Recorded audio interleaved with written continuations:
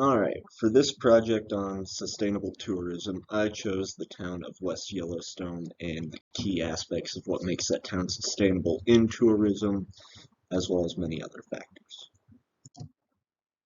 So first we have to define what sustainable tourism is. And there are four main pillars that make up sustainable tourism. Those are sustainable management, socioeconomic sustainability, sociocultural sustainability, and environmental sustainability.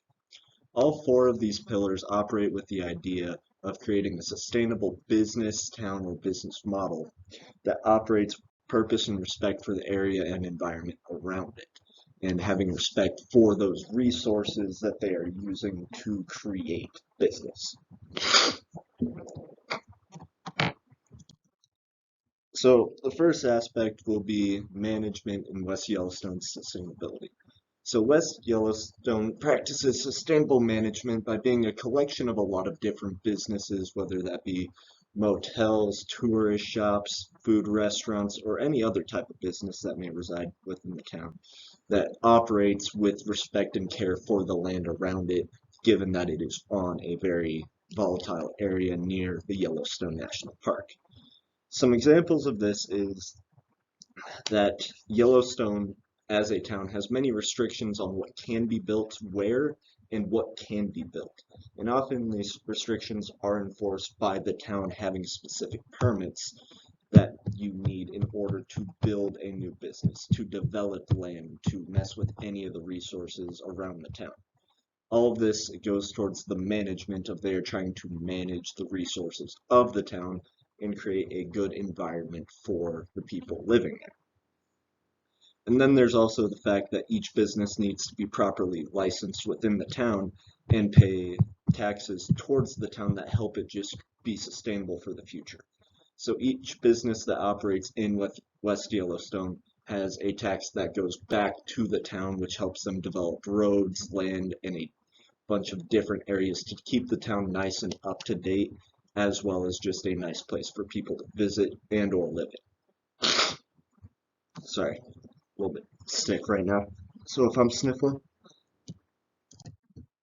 So West Yellowstone's sociocultural sustainability operates in a similar way as their management of sustainability in the fact that they want to preserve as much of the town's character and history as possible. And the way they do this is by preserving the culture of the town, as well as making sure the land and surrounding areas of the town are still fitting within the culture and sustainability there. So an example of this would be that, sorry,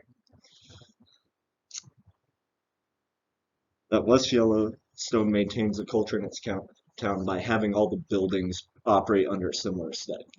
So if you look at West Yellowstone, all the buildings have more of an old-timey, smaller town theme to them.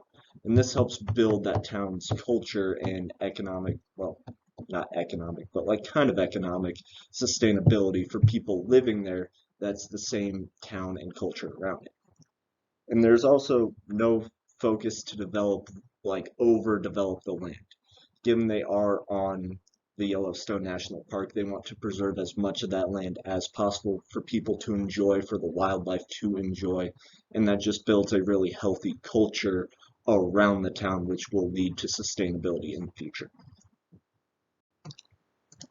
And then here's some pictures of what I meant when I said the town all looks like old-timey. All the buildings are under a similar theme and operate in a way that it is a coalition of a town instead of a bunch of different random buildings.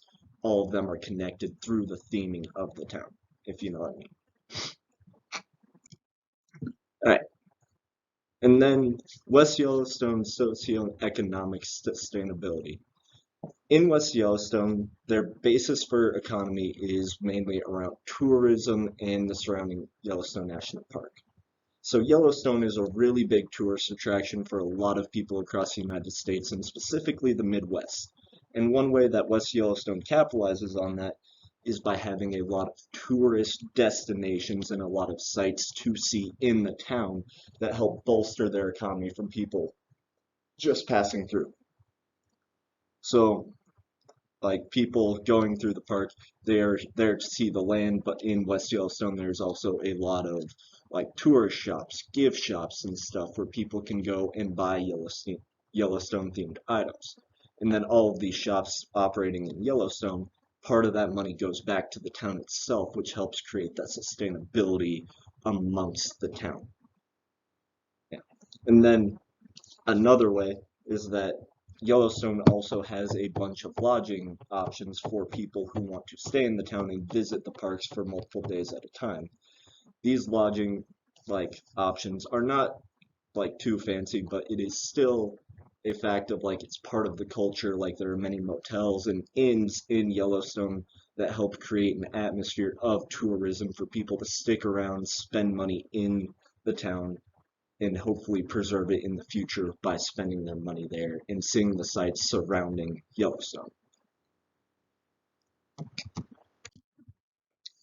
And then lastly, West Yellowstone's environmental sustainability.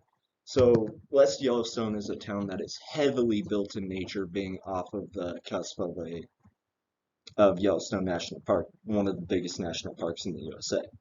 And the surrounding area is very rich with resources, wildlife, and just a bunch of beautiful terrain that they would like to preserve for the future.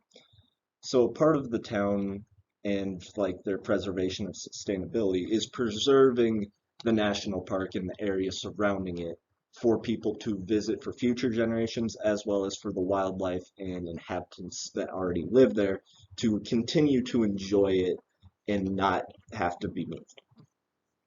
So an example of this is they protect the land and resources around the town, and they have to have special permits, as I mentioned before, to develop any land, to tear down any natural resources. Like there is a heavy process and regulation that goes into anything that would be having to develop land or cut down any of the natural resources around the town. Just given that it is off of a national park and they want to preserve as much of it as possible. And then they also have laws that protect the wildlife. So they have a lot of hunting laws, a lot of laws about wildlife in this town and city that leaves them relatively untouched in their natural habitat. Because I know there are a lot of bison, deer, antelope, elk that are very frequent around this town where they visit, and a lot of people will know that those species are protected through the town's regulations, through Yellowstone. All of those species are protected to continue living there so that they're not forced out of their natural habitat.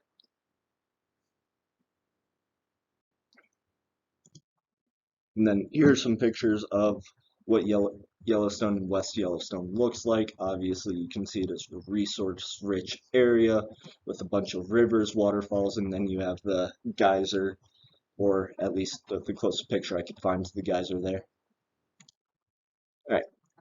In conclusion, West Yellowstone practices the four main pillars of sustainability in ways that ensure that they can preserve the natural area around them for future generations and have it continue to be a beautiful area that people would like to frequent and visit as much as possible.